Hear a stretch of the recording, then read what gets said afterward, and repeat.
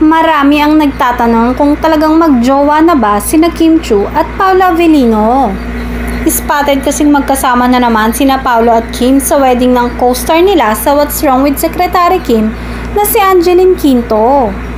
Ayon pa sa nasagap na chika ng Marisol Academy, pagkatapos ng wedding reception, sabay pala na umuwi sina Paolo at Kim. Sumakay raw sa sasakyan ni Kim ang aktor.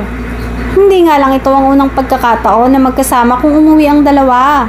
Sa tuwing dumadalaw nga raw kasi si Paolo sa It's Showtime, ay matyaga itong naghihintay na matapos ang programa para hintayin si Kim.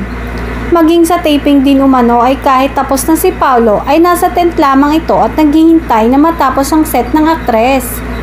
Samantala, kabilang naman si Paolo sa tatlong espesyal na tao na bumati kay Kim sa birthday presentation nito sa It's Showtime kamakailan.